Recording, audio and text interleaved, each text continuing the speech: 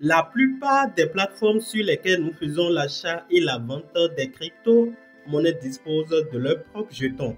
Dans cette vidéo, nous allons voir comment nous pouvons utiliser les jetons de ces plateformes pour payer les frais afin de réduire les dépenses liées aux frais d'échange des crypto-monnaies sur les plateformes d'échange centralisées. Pour ce faire, nous irons sur la plus grande plateforme d'échange des crypto-monnaies qui est Binance.com et nous allons utiliser sa crypto-monnaie pour illustrer comment vous pouvez utiliser cette crypto-monnaie pour payer les frais d'échange. Avant d'aller sur le vif du sujet, abonnez-vous si vous ne l'avez pas encore fait et activez la cloche de notification pour recevoir des notifications à chaque fois que je mettrai une vidéo en ligne comme celle-là. Et sans plus tarder, allons sur le vif du sujet.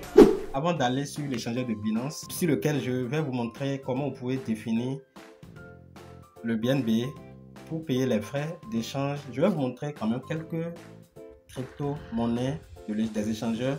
Et lorsque vous voulez vous inscrire sur ces échangeurs, vous pouvez voir là où vous pouvez définir, voilà, vous pouvez acheter quelques pièces bien sûr pour payer les frais. Et vous pouvez aussi définir l'option qui va vous permettre de payer les frais d'échange avec cette crypto-monnaie. Alors, il y a plusieurs échangeurs.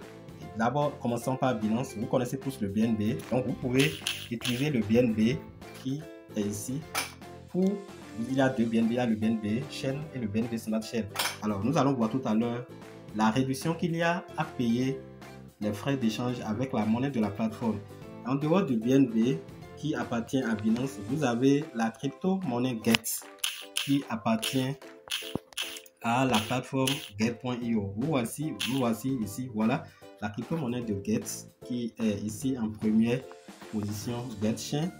Donc, vous pouvez utiliser GetChain pour payer les frais d'échange des crypto-monnaies sur la plateforme Get.io, l'échangeur Get.io. Sur l'échangeur de Hotbit, donc Hotbit dispose d'un token, bien sûr, Hotbit token que vous pouvez utiliser pour payer les frais d'échange. Quand vous allez sur Kates, vous pouvez payer les frais d'échange des crypto-monnaies en CAT, qui est un token de la plateforme d'échange. Alors, lorsque vous utilisez ces crypto-monnaies, pour la plupart, vous avez de réduction. Lorsque vous allez sur Binance, vous avez la possibilité d'utiliser la crypto-monnaie BNB pour payer les frais d'échange.